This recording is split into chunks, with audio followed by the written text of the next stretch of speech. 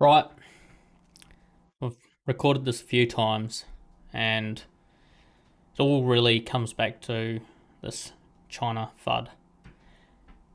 There's no really getting around this. There's going to be some countries that are going to embrace decentralization, and there's going to be some that don't. There's going to be some that will use aspects of it that will benefit them and discard other aspects. And I think China falls into that category where at some point in time they might embrace a global digital asset that doesn't retain any one country's stability to keep it going. That's kind of independent of nation states. And I think that's where something like Bitcoin really paves the way, where you've got a global reserve asset and you can do settlement between different nations. But we've got to understand, before you get to that point, you're going to end up running into some problems. And the problems that we're going to run into with China, or China's going to run into, is that they want to roll out their own digital currency. And they want to roll one out so they have better control, they have more fine-grained metrics on their population, how their population's spending. They can then control what their population spends on.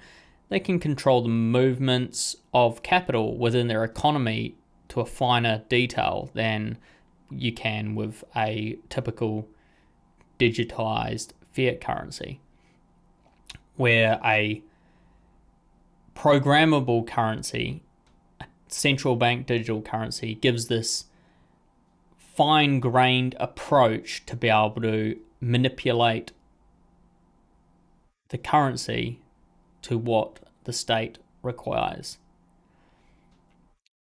How does that then relate to Bitcoin? Well, if Bitcoin is, and other digital assets that are decentralized, provide a ground of stability in the sense that they have a fixed supply and they won't be controlled by a central entity,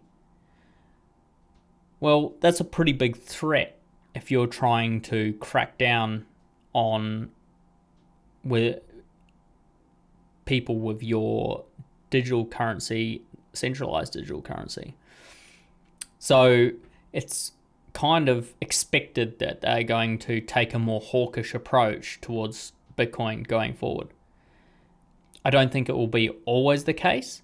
I think they're going to relax that once they get to a point where they're getting better adoption with their own digital currency and people are not just going to decentralize ones because there is a better element of trust in the decentralized ones. Yeah, you can lose 50% of its value, but the reason it's losing 50% of its value is only comparing it to the dollar or other currencies. It's not, you can't say that it's lost anything within itself. It's just its price that's lost. You're not creating extra ones in circulation like you would be with a central bank digital currency.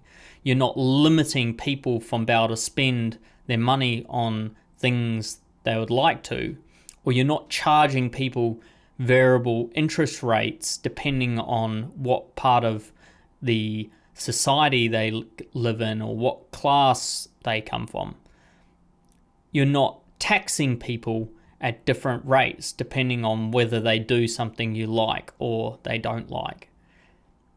So I think Bitcoin poses a really big threat to that system that they're trying to impose, and it's like the next level.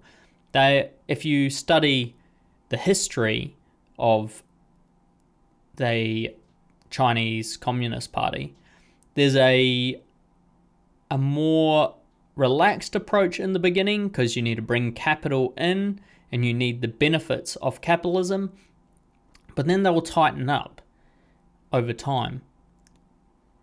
But there will be a point where they still need to settle agreements in some form of currency.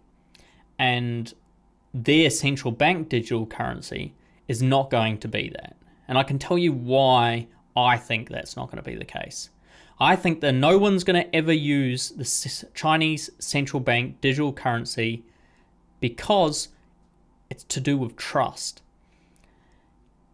Just like how we're having a slight failing in trust of the US dollar, at the moment there's nothing to come in and replace the US dollar.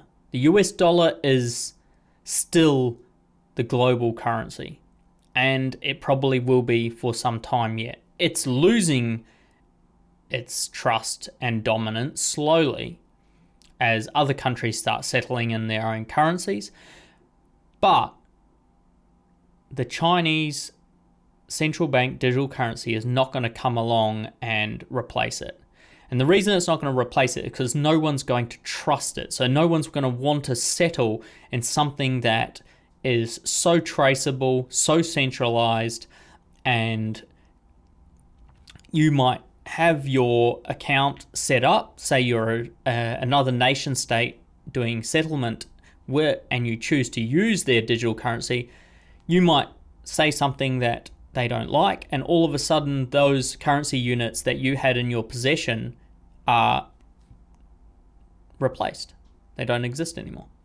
They are inflated, or they've just taken them, made them essentially inert.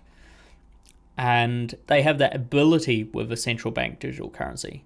They are not going to put the code up on GitHub for everyone to critique. No, they're going to keep that pretty much tightly knitted, and any kind of control is going to come from them directly. They're not going to want to relinquish that. But they're still going to run into the problem if they're going to need resources from other countries. And there's only two real ways of doing that, is to trade for them or invade those countries. And I don't think in today's modern society it's as simple as invading. You can invade in two ways. You can invade physically, or you can invade with capital.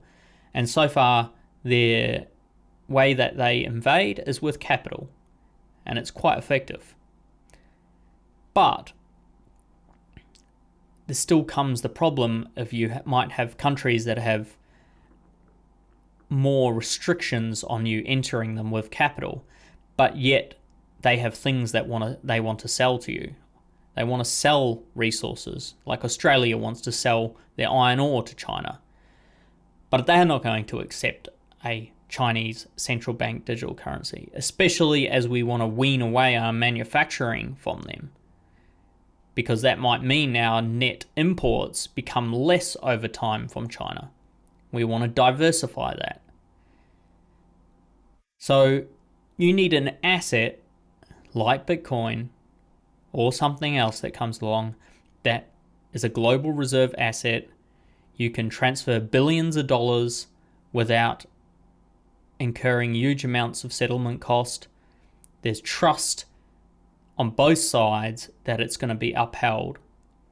And that currency needs to be decentralized. It can't be all mined in one country, or the majority of it can't be mined in one country. You need it to be spread amongst the world for everyone to have that trust. And I think this is the next evolutionary step in Bitcoin, is to properly spread itself out. It's not just about where's the cheapest energy anymore.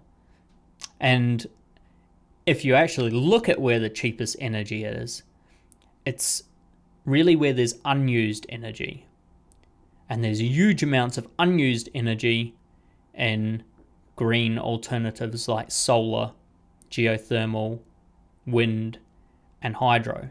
Hydro probably not so much because it makes a really good base layer.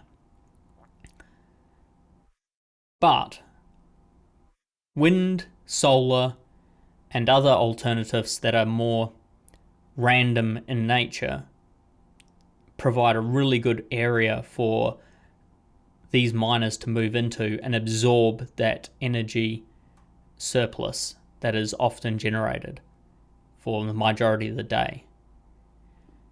So this could really actually benefit in the long run cryptocurrencies and decentralized cryptocurrencies. It may not look so much like that right now because one of the biggest players in the game has taken a more aggressive stance. But something you've got to realize, the government in China is not the people. The people still want a bit of independence. And the reason why the central bank digital currency is not taking off as well as it, or they should hope it would be, is because the people want to be able to have that control over their wealth and where that wealth lives. So ultimately, I don't think this will stand the test of time. I think they're going to relax the stance on digital assets, and you might see more trading happening again with them. But what you've got to also understand is that they do pose a risk against the Chinese Communist Party. So let's see how this plays out. Not react too irrationally. And remember, most of the fundamentals have not actually changed with digital assets.